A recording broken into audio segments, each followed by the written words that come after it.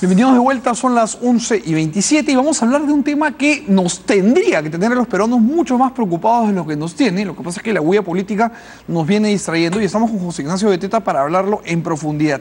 José Ignacio, ¿qué pasa con las bambas?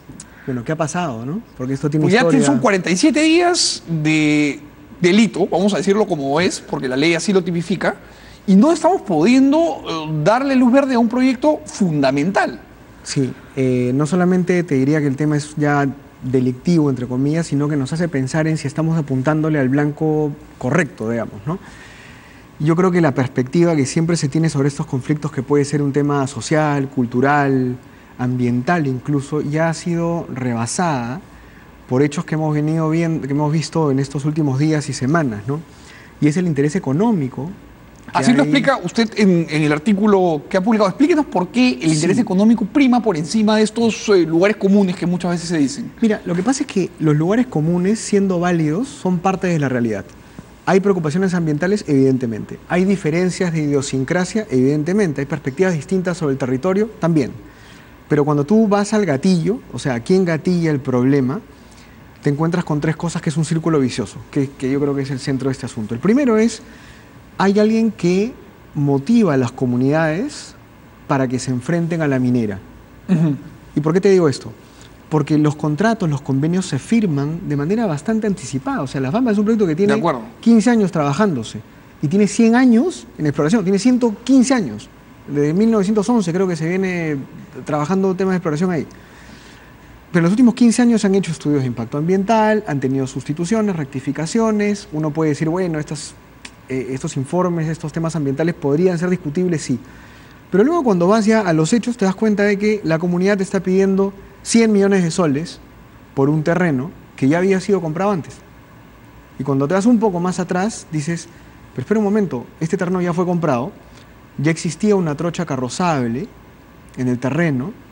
Que tendría que fungir como derecho, o sea, una servidumbre. Por supuesto. De paso. Y que de alguna forma se podía prever que la empresa minera podía decir, bueno, si la trocha carrozable ya está acá, en el futuro pudiera ser que yo la use como una vía de acceso. Completamente. Eso se da por sentado en cualquier contrato. De acuerdo. Entonces, cuando tú ves que pasan 8 años, porque eso fue en el 2011, la compra inicial, y los comuneros te dicen, no, es que ahora es una vía nacional, queremos más dinero por esas tierras, porque tú no me dijiste que las ibas a usar para eso, ya los temas ambientales y socioculturales, lamentablemente, aunque nos encantaría que fuera así, quedan a un costado.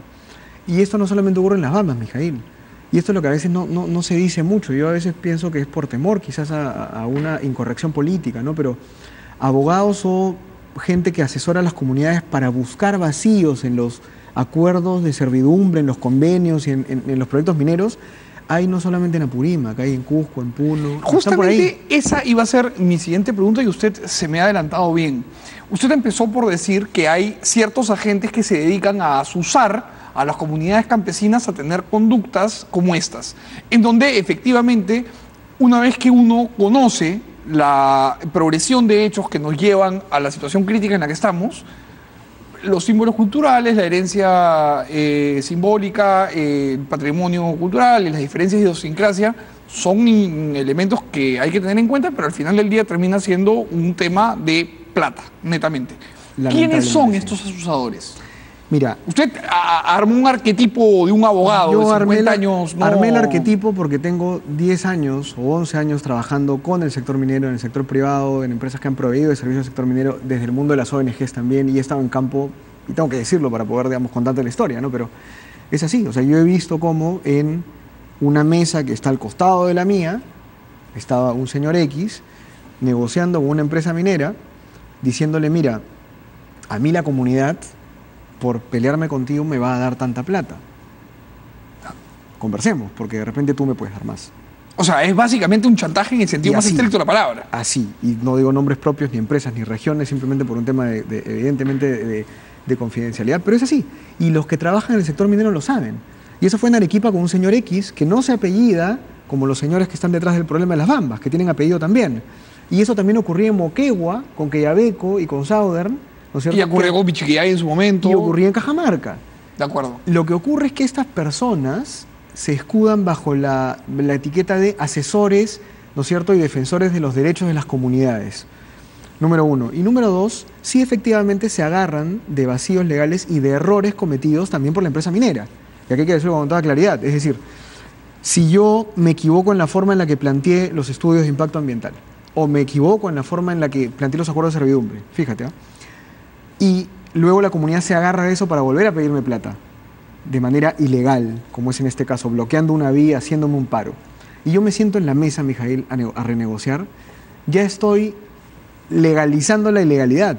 Claro, porque ahí ha dado usted una idea que creo que es muy importante. Esto es un chantaje puro y duro, de acuerdo con lo que nos viene explicando.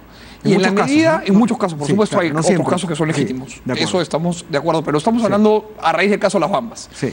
En el momento en el que la empresa se sienta a negociar con señores que básicamente interrumpen una vía nacional, que es delito, y que además se convirtió en delito y reglamentó la forma en cómo iba a operar esto el señor Kuczynski hace poco, le están dando por lo menos legitimidad al interlocutor, ¿no?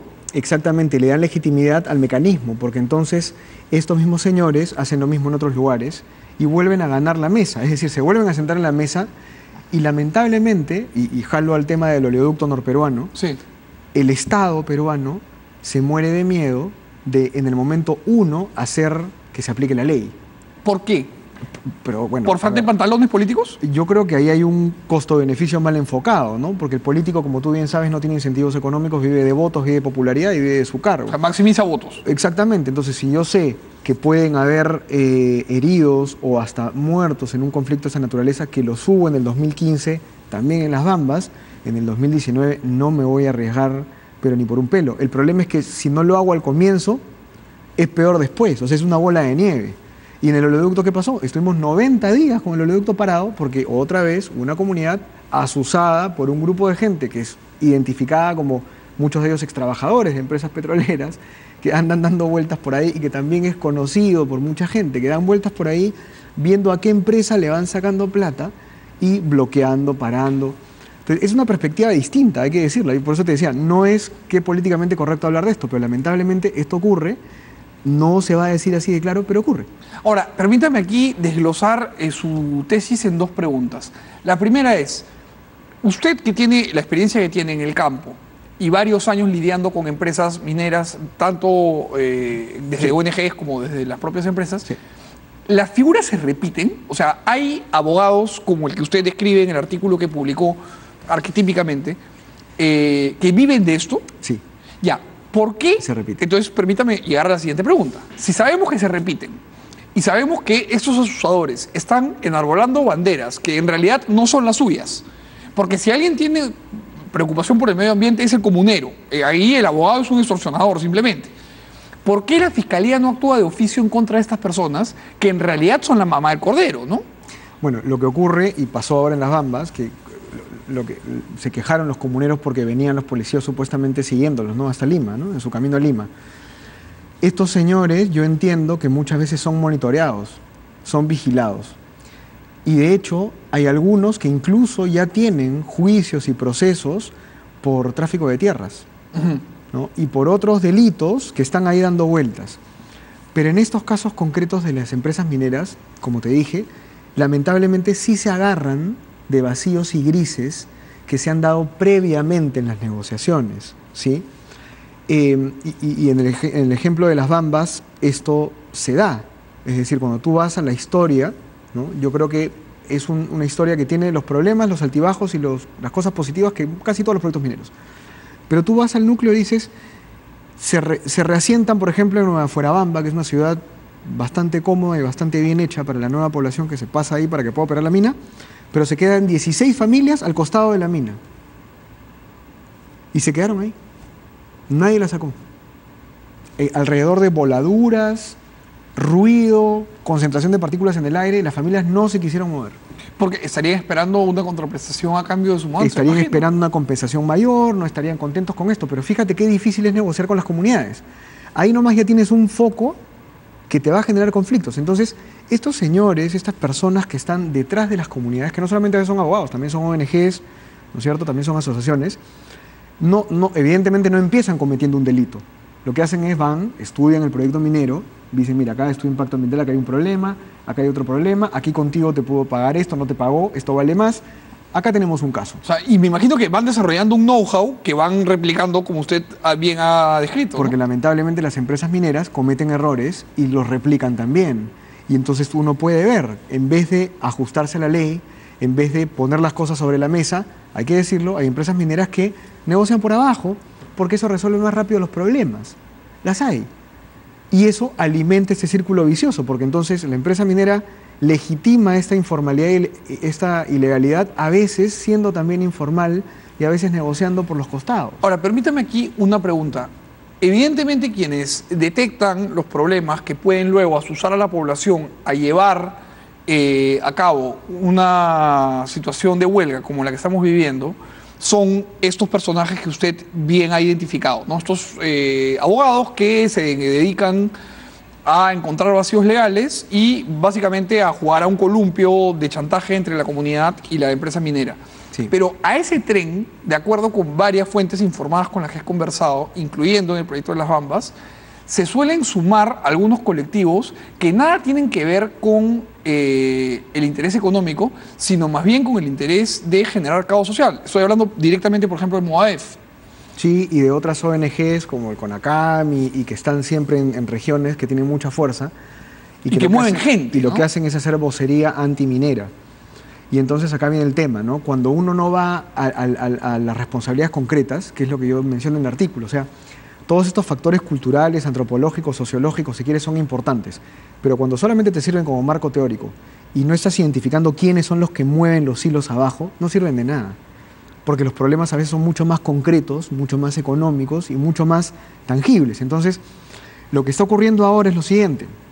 Hay una ideología y hay un contexto de opinión pública que desconfía de la empresa minera. Eso ya lo sabemos. De hecho, siempre. la izquierda tiene un manifiesto que se ha repartido y se ha publicado, Sí. que es el post-extractivismo, ¿no? Es, digamos, la línea troncal del pensamiento de izquierda progresista moderna en el Perú. Exacto, pero si tú le preguntas a alguien en la calle de clase media, estudiante, oye, ¿te gusta la minería? O sea, esto es algo que está ya... Claro, pero su iPhone tiene batería de litio. Evidentemente. Ahora, José claro. Ignacio, Sí. su diagnóstico es clarísimo. Mi pregunta es la más difícil que puedo hacer, pero tengo que hacerla. Sí. ¿Qué hacemos? Bueno, ahora yo a mediano plazo y a largo plazo, o a corto plazo y a largo plazo, ¿no? Mis humildes recomendaciones son las siguientes. Mira, si la empresa minera Las Bambas tiene una serie de pendientes ambientales, tiene una serie de pendientes legales, legítimos, ¿sí? Lo primero que tiene que hacer es resolverlos. Sanear todos esos temas. Ok. Lo segundo, que sí me parece que no puede ocurrir, es que sería desastroso, es que el Estado impulse o empuje a la empresa a que realmente les pague de nuevo por una tierra que ya Entonces, compraron. eso me permite llegar al señor Vizcarra. O sea, Sí. el rol de Vizcarra en este caso es proteger la seguridad jurídica del Estado y no asusar a la empresa a pagar lo que está reclamándose ahora. Es que ya, una vez que estás sentado en la mesa, durante 40 y tantos días y hemos perdido 240 millones de dólares, disculpa, pero ya no hizo lo correcto. Ya no se hizo lo correcto. ¿Usted cree que Vizcarra va a, de alguna manera, empujar a la empresa a sentarse? Lamentablemente yo creo que Salvador de Solar va a ser el que va a recibir la mochila atrás, ¿no? Porque Vizcarra lo ha elegido para eso, para ponerse enfrente. Ahora, ¿qué tendría que hacer Salvador de Solar? Salvador de Solar tendría que asesorarse bien de gente que entiende este problema, que conoce a las personas que están alrededor de este asunto y sentarse en la mesa, porque ya están sentados, bueno, no sé si él, pero sus representantes, y empezar a desglosar... Hacer lo que usted ha hecho, temas. ¿no? Ir para Sí. atrás, para atrás, para atrás, para atrás y entender a todos los actores. Para atrás, para atrás, para atrás. Y luego tendrás que decir, oye, pero escúchame, si tú quieres que la empresa responda por temas ambientales, vamos al tema ambiental. Si tú quieres que responda por temas técnicos, vamos a temas técnicos. Si tú quieres que responda por temas sociales, de desarrollo social y más proyectos de desarrollo sostenible, vamos por ahí. Pero este tema de volver a generar un pago por un terreno y volver a pagarte además una suma que es exorbitante, que está fuera definitivamente de lo que debería ser el pago y que ya se hizo además, eso no puede ser negociado. Porque ahí sí entonces, el día de mañana... Se abre la caja de Pandora. Se abre la caja de Pandora y entonces se va a replicar el modelo que ya se viene replicando, ¿no? Pero con más todavía libertad y con mucha más ligereza en otras regiones del país, cuando este año deberíamos tener 5 o 6 proyectos por casi, me parece que 15.000 o 13.000 millones de dólares que deberían estarse activando. No, y además lo que usted dice es clarísimo, porque cualquier persona que incluso esté viendo el programa en cualquier parte del país, si es que se ceden las Bambas, va a decir, ah, miren, en las Bambas, con un paro de 46, creo, al día de hoy vamos 46 días, sientan al primer ministro a negociar y obligan a la empresa a pagar, bueno, acá en el proyecto de Michiquillay o Quellaveco o el puerto de Chancay, hagamos lo mismo y ¡fum! Sí. ¿No? Entonces, es un pésimo ejemplo a nivel nacional. Sí, y hay que trabajar mucho con las comunidades, esa es la otra recomendación, y eso es el a largo plazo, ¿no? El a largo plazo es todos los contratos. A ver, el sentido de propiedad privada, Mijail, lo tenemos todos. Estés en la selva, en la sierra o en la costa, y esto está absolutamente demostrado. O sea, a un hombre del Ande, por más que esté en una comunidad nativa, si tú le pegas, te va a decir, no me pegues a mí, yo me mí conmigo, este es mi saco, mi ropa, a mí me estás pegando. De acuerdo. Entonces, lo que hay que trabajar con las comunidades es la estabilidad que ellos tienen, la estabilidad jurídica que deberían tener. Porque lamentablemente las propiedades que tienen, que son supuestamente comunales, pueden seguir siendo comunales. Ya está, son comunales.